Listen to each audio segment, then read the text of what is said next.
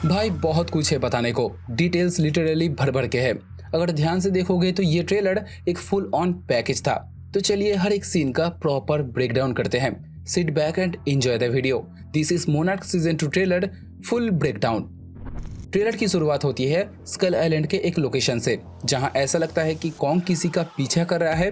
But सबसे पहले ये याद रखो कि सीजन 2 का टाइमलाइन 2017 में सेट है। मतलब यहाँ जो कुछ भी होने वाला है वो सब कुछ Godzilla king of the monster के इवेंट से पहले का है। इसलिए यहाँ पर कॉन्ग के पास कोई ग्राउंडलेट नहीं है और गॉडजिला भी अपने ब्लू फॉर्म में है। ये सब डिटेल ध्यान रखना तो समझने में आसानी होगा। तो टीजर के स्टार्टिंग में हम देखते हैं कि कॉन्ग किसी को चेस कर रहा है। जो ट्रेलर में आगे जाकर हमें पता चलता है वो इस नए टाइटन के पीछे पड़ा है। लेकिन ध्यान से देखोगे तो एक चीज नोटिस करोगे कि ये टाइटन लगता नहीं कि अभी तक कॉन्ग जहां से आ रहा है उस लोकेशन से गुजरा हो, क्योंकि अगर कोई टाइटन यहाँ से गुजरा होता तो इन पेड़ों की हालत ऐसी नहीं होती। मतलब ये फुटेज फाइट होने से बहुत पहले की है। कॉन्ग तब उस अननोन थ्रेट के पास जा रहा है जिसे उसने देखा तक नहीं। इसके बाद शायद ये वाली फाइट होगी जिसमें कॉन्ग हमें डोमिनेट करते हुए दिखेगा और फिर ये टाइटन यहाँ से भाग जाएगा। फिर हमें गॉडजिला का फर्स्ट लुक मिलता है, जिसका एक क्लियर वर्जन हमें ट्रेलर में आगे जाकर देखने मिलेगा। उसके बाद असली ट्रेलर स्टार्ट होता है, जहां बिगिनिंग में हमें एक बड़ा सा जहाज दिखाया जाता है, एक बैटल शिप जो मोनार्क का बैटल शिप है। अब ये लोकेशन स्कल आइलैंड के बाहर की है, क्योंकि हमें पता है कि इस आइलैंड को एक मैसिव टॉर्नेडो सिस्टम ने चारों तरफ से घेर रखा है और ये शिप उसी के अंदर एंटर कर रही है। फिर शिप के अंदर हमें केट, केंटारो और मे दिखाई देते हैं। फिर वहां पर अचानक से पानी का जो लेवल है वो ऊपर जाने लगता है, जो ऑब्वियसली किसी टाइटन के आने का सिग्नल है। जो अगले सीन में हमें कंफर्म भी किया जाता है कि ये कौन सा टाइटन होगा। लेकिन इस फुटेज में टाइटन के पीछे एक चीज हमें नजर आती है, जो पहले मुझे लगा था कि गॉडजिला होगा, लेकिन इस सीन को देखने के बाद लगा कि ना, ये यही बैटल शिप है। इसके बाद सीरीज में शायद ये वाला सीन आएगा जहां ये लोग बाहर आकर इस नए टाइटन को देखने की कोशिश करेंगे। हो सकता है कि मोनार्क ड्रोन्स भेजकर इसे क्लोजली ऑब्जर्व करने की कोशिश करे, जिसे ये मॉन्स्टर पलक झपकते ही डिस्ट्रॉय कर देगा। फिर हमें ली शॉ का एक सीन दिखाया जाता है, जो बायनोकुलर से कुछ देख रहे होते हैं, जहां उसके पीछे टीम वर्डुगो, केइको और केंटारो खड़े हैं और देखकर ऐसा लगता है कि ये रात का सीन है। तो हो सकता है शिप स्कल आइलैंड पहुंचने के बाद कहीं एंकर की गई हो, जहां से ये लोग इस नए टाइटन के ऊपर नजर रखेंगे।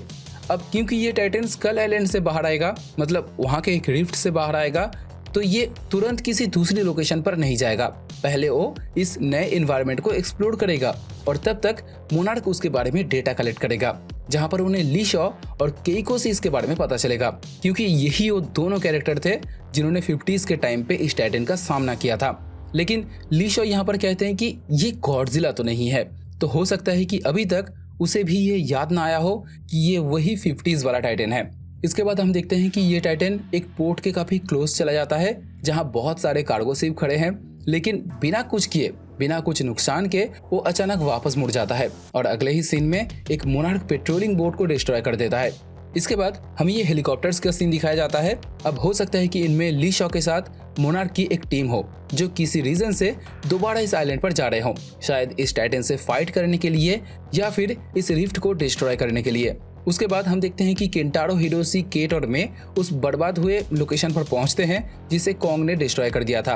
अब यहाँ पर केट इस डिवाइस को एक्टिवेट करेगा, जैसे कि उसने खुद कहा, लेकिन इस बार ये रिफ्ट सीधे हॉलो अर्थ के साथ कनेक्ट हो जाएगा, जिससे हॉलो अर्थ का ये टाइटन सीधे सरफेस वर्ल्ड में आ जाएगा। अब इस टाइम तक ना हॉलो अर्थ के बारे में ज्यादा लोग नहीं जानते थे, क्योंकि बिली रैंडा की 1955 वाली डिस्कवरी इतनी पॉपुलर नहीं थी और 2017 तक वहां पर कोई एक्सपीडिशन भी नहीं हुआ था। इसीलिए ये लोग बार बार इसे दूसरी दुनिया का दरवाजा बोल रहे थे। अब जब ये रिफ्ट ओपन होगा तब ली शॉ एक्सेस मंडी के अंदर होंगे, इसीलिए वही सबसे पहले इस टाइटन को बाहर आते हुए देखेंगे, जहां इस बार हमें इस टाइटन का एक अच्छा लुक मिलता है यहाँ पर। फिर अगले सीन में ली शॉ हिरोशी से कहते हैं व्हाट नेक्स्ट, जो शायद फ्यूचर मूवीज एंड सीरीज का रेफरेंस था कि इसके बाद आगे और क्या क्या टाइटन हमें देखने मिलेगा। लेकिन अगर ध्यान से देखोगे तो ली शॉ जिस जगह पर खड़े हैं ना, ये वही मोनार्क का बैटल शिप है, जहां से ये लोग इस टाइटन को करीब से मॉनिटर कर रहे हैं। फिर आता है ये वाला सीन जो टीजर में भी था, जहां बिल रैंडा इस केव पेंटिंग को डिस्कवर करेंगे एंड ये वही मिस्टीरियस आइलैंड वाला गुफा है जहां पर केइको और ली शॉ के ऊपर ये वाला हमला होगा और यहाँ एक लोकल गाइड भी उनके साथ होगा जो उन्हें अपने एंशिएंट हिस्ट्री के बारे में बताएगा। अब ये टाइम पीरियड लगभग 1956 के आसपास की है। अब इस इमेज को मैंने टीजर ब्रेकडाउन के टाइम पर समझा दिया था, तो तुम लोग काइंडली वो वाला वीडियो देख लेना, समझ में आ जाएगा। फिर हम देखते हैं कि प्रेजेंट टाइमलाइन में यानी 2017 में केट उसी मिस्टीरियस आइलैंड पर खड़ी है जहां पर पास्ट में केइको और ली शॉ गए थे, और यहाँ पर केट इस टाइटन को बिल्कुल सामने से विटनेस करेगी, जैसे कि ये टाइटन उसे खुद बता रहा हो मैं एक गॉड हूँ, या फिर इसकी ये बायोल्यूमिनेसेंट बॉडी एक फीचर हो डार्क सी में अपने प्रे को अट्रैक्ट करने की।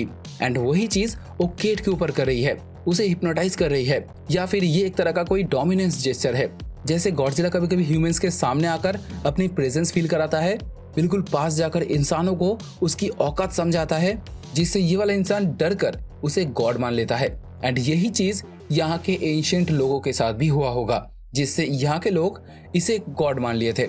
अब ये सीन रियल भी हो सकता है या फिर एक विजन, बट यही से केट को इस टाइटन के एंशिएंट हिस्ट्री के बारे में पता चलेगा। लेकिन उसे यहाँ पर ले जाने वाला कौन? ली शॉ एंड केइको। अब केइको की वॉइस ओवर में हम सुनते हैं ये छोटे क्रिएचर्स इस बड़े टाइटन को भगवान मानते हैं, जो हो सकता है कि केइको मोनार्क वालों को या हिरोशी को बताएगा, क्योंकि पास्ट में उसने एक बार इन क्रिएचर्स का सामना किया था जहां वो लगभग मरते मरते बची थी। एंड वहीं पर उसने कुछ ऐसा महसूस किया होगा जिससे इन क्रिएचर्स के बिहेवियर के बारे में उसे कुछ पता चला हो। लेकिन इस वाले सीन में ये क्रिएचर्स जिस एरिया को पार कर रहे हैं वो दिखने में कुछ मैन मेड स्ट्रक्चर जैसा लगता है, जैसे पत्थरों से बनी हुई दीवारें। हो सकता है कि यही चीज इस केव पेंटिंग में था। अब यहाँ पर क्या तुमने नोटिस किया, इस फुटेज में केइको दरवाजा पीट रही थी, मतलब यहाँ के लोकल्स इन क्रिएचर्स के आने पर भागते नहीं बल्कि घरों के अंदर छुप जाते हैं। इसीलिए इस सीन में हमें कोई भी इंसान नजर नहीं आते, जबकि कुछ देर पहले तक यहाँ पर काफी लोग थे। एंड एक और चीज, इन दोनों सीन्स में बिल रैंडा हमें कहीं पर नजर नहीं आते, जबकि वो इस आइलैंड पर थे। फिर ली शॉ के 50s के टाइम का एक सीन दिखाया जाता है जहां वो एक मीटिंग में किसी को इस नए थ्रेट के बारे में आगाह कर रहे हैं। हो सकता है कि यूएस डिफेंस फोर्स को या फिर किसी फाइनेंसर को जो मोनार्क को फंड करते हों। उसके बाद टोक्यो का एक सीन आता है जहां गॉडजिला ने हमला कर दिया है। यहाँ भीड़ में केंटारो और उसकी माँ भी नजर आते हैं। सब लोग अपनी जान बचाकर भाग रहे हैं, लेकिन सवाल यह है कि ये हुआ क्यों? क्या इस बार इन लोगों के फोन में ये वार्निंग साइन नहीं आया जो मोनार्क वालों की तरफ से आता है? अगर वार्निंग मिलती तो शायद ये लोग यहाँ पर नहीं होते, या फिर यहाँ पर कहानी कुछ अलग है। फिर हमें ली शॉ एक फ्यूनरल में दिखाई देते हैं जहाँ केट भी मौजूद होती है। अब ये फ्यूनरल किसी इंपॉर्टेंट कैरेक्टर की हो सकती है, शायद केट की माँ, जैसे कि उसके एक्सप्रेशन को देखकर लगा, या फिर इन्हीं में से कोई एक मेंबर, क्योंकि जब ये टाइटन एक्स यहाँ पर अचानक आ जाएगा तब वो सबसे पहले इस टीम के एक मेंबर को मार देगा, जो शायद वर्डुगो हो सकती है, क्योंकि उसने ही ये ग्रीन कलर का कोट पहना था। जिसके बाद ली शॉ यहाँ पर केट को बताते हैं कि वो सब कुछ ठीक कर देंगे। फिर आता है ये वाला सीन। अब इस सीन का एनवायरनमेंट गॉडजिला के इस वाले फुटेज के साथ मैच करता है, तो मे भी यहाँ पर गॉडजिला के साथ टाइटन एक्स का एक फाइट होगा। अब 1962 में जब ली शॉ पहली बार एक्सेस मंडी में गया था, तब उसके साथ जो हुआ था वो सब कुछ हमें सीजन 1 में नहीं दिखाया गया। तो शायद उन्हीं इवेंट्स में से एक सीन है ये वाला, जहाँ एक जायंट एंडोपीड से वो भागते फिरेंगे। फिर ये जो सीन है यहाँ पर पानी में, ये ली शॉ वाला बोट हो सकता है, और ये जो मॉन्स्टर दिख रहा है ना यहाँ पर, ये एक मेंटल क्लॉ है, जैसा हमने सीजन 1 के एकदम स्टार्टिंग में देखा था। अब मैंने जैसा बताया था कि ली शॉ एक टीम को लेकर दोबारा इस आइलैंड पर जाएंगे, सो ये वही सीन है जब ये लोग इस बोनयार्ड से गुजरेंगे, और ये वही लोकेशन है जहाँ पर बिल रैंडा स्कल क्रॉलर के हाथों मारा गया था 1973 में। अब इसे बोनयार्ड या ग्रेवयार्ड बोलने का रीजन है यहाँ पर ये बोन्स, जो कि कॉन्ग के पूर्वजों का है। स्कल क्रॉलर के हाथों मरने के बाद कॉन्ग ने उन्हें यहीं पर छोड़ा था। जिसके बाद ये सीन आता है जो इस सीन का पार्ट है। अब यहाँ पर एक चीज इंटरेस्टिंग है, इन सब के पीठ पर तुम्हें बैकपैक्स दिखेंगे, जो सेफ्टी के लिए भी हो सकता है या फिर कुछ अलग रीजन से भी। लेकिन ये बैग्स इन लोगों के पास स्टार्टिंग से नहीं थे, क्योंकि जब ये रिफ्ट ओपन हुआ था तब किसी के पास कोई बैग नहीं था।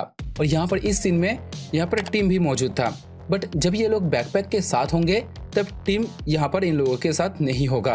तो ये वाला सीन वो लोग जब सेकंड टाइम यहाँ पर विजिट करेंगे ये उस टाइम की है।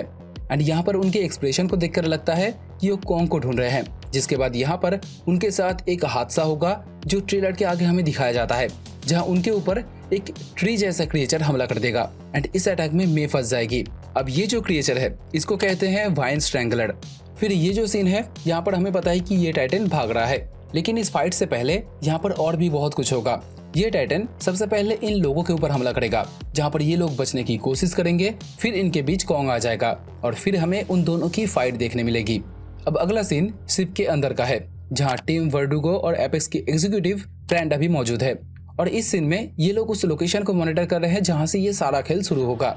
लेकिन मेन बात ये है कि ये सीन रिफ्ट ओपन होने से पहले का है, क्योंकि यहाँ पर वर्डुगो अभी भी जिंदा है। एक और डिटेल, इस टाइटन को ट्रेलर में अलग अलग कलर में दिखाया गया है, जैसे वायलेट, ब्लूइश व्हाइट और ऑरेंज रेड। तो हो सकता है कि सीरीज में हमें इस टाइटन के और भी कलर फॉर्म देखने मिले। जिसके बाद ये जो सीन है, ये पहले मुझे एक्सेस मंडी जैसा लगा, लेकिन हो सकता है कि ये वही जगह हो जहाँ ये रिफ्ट ओपन होगा। मे भी सब कुछ खत्म होने के बाद ये नाइट का कोई सीन हो। और यहाँ पर लीश और केट से पूछते हैं हु विंस, मतलब कॉन्ग और टाइटन एक्स में से कौन जीता। फिर आता है ये सीन, जिसे देखकर ऐसा लगता है कि ये टाइटन किसी पोर्टल से बाहर आ रहा है, जहाँ टिम, केट, ली और केइको के साथ एक और कैरेक्टर भी खड़ा है। तो मोटा मोटी मैंने सारे डिटेल्स को कवर कर दिया। अब तुम्हारा कोई भी सवाल हो मुझे कमेंट में ज़रूर बताना, और कुछ थ्योरीज हो तो मुझे वो भी कमेंट करना। वीडियो पसंद आए तो लाइक करते हुए जाना। एम करते हैं 20 लाइक का, बाकी तुम लोगों के प्यार के ऊपर है। बात करते हैं नेक्स्ट वीडियो में, तब तक टाटा बाय बाय।